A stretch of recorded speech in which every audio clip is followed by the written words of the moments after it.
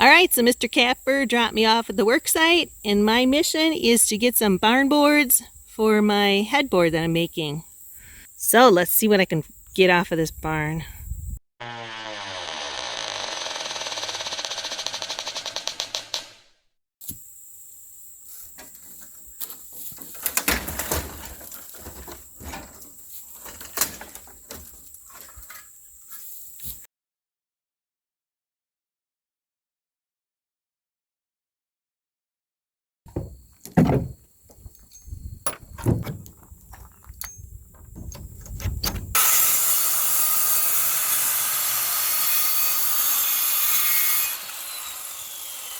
I know some of you are probably thinking, why are you even trying to save these old boards? Well, here's why. Look at that. It is solid red oak. So that's why. Definitely worth saving. All right, that's my bundle from today. They're all denailed and all the rotten ends are cut off. So next up is some termite spray that I'm going to soak them and leave them sit in that for a couple of days.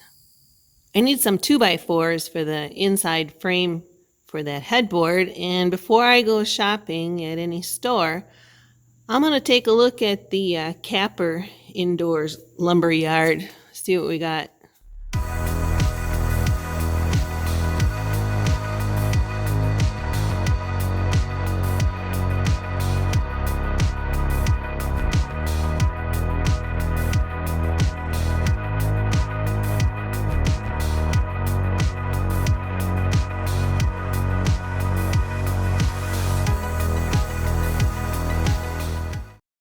All right, so I have the boards lined up. It was harder to do than I thought it would be. They are all different widths and lengths. So trying to match them up so they would go top to bottom was a little bit challenging. I really wanted to put that middle one in the middle, but it's too short and I don't have anything big enough to put on the bottom. I do need to clean them up with some deck cleaner and a pressure washer. So that'll be my next mission. I'm out here cleaning off these boards and I gotta move somebody. Yeah, you can't stay there.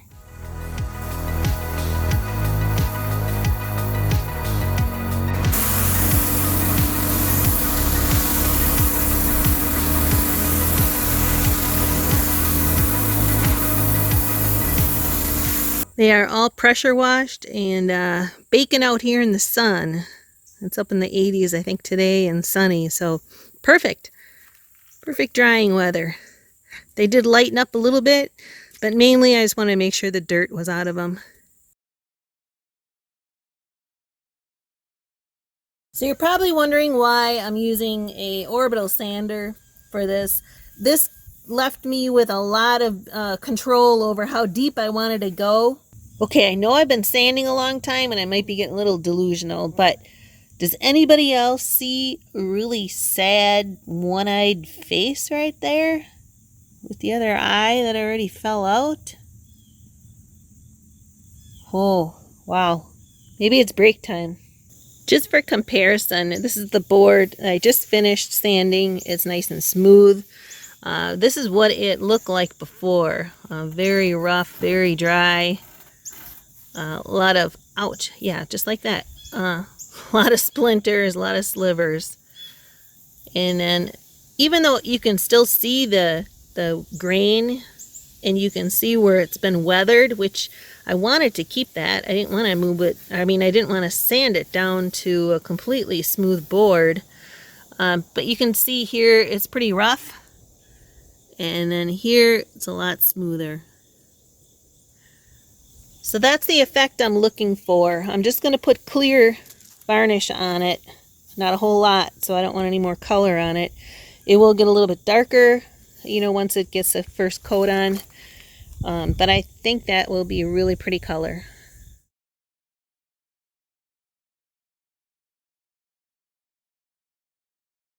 This will be the layout for the boards. They're sitting on top of the frame right now.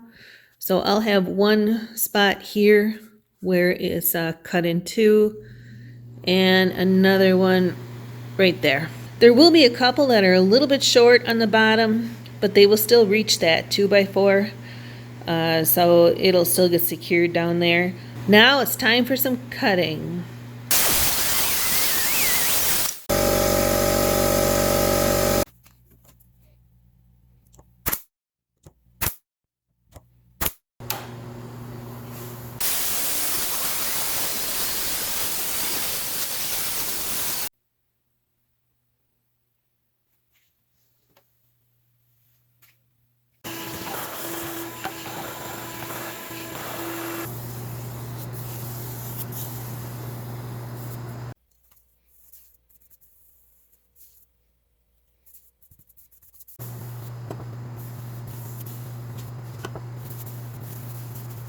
So this is the first coat of lacquer, and I think the color is going to turn out really good.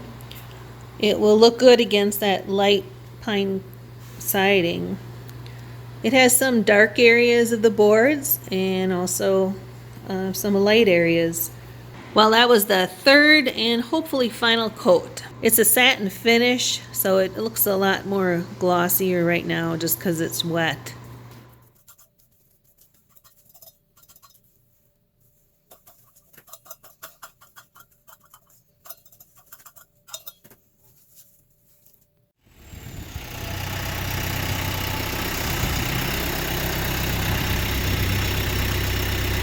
Made it! When I do my projects, I like to do a mock-up and a dry run as best I can. So I had the measurements for that bedroom, and I put it up in the garage and put up some temporary supports, just some 2x4s, before we attach the metal brackets, because we want to make sure they were in the right place. And the green tape on the wall is basically the outer edge of that right wall, and then on the top there is where the ceiling is, that straight line.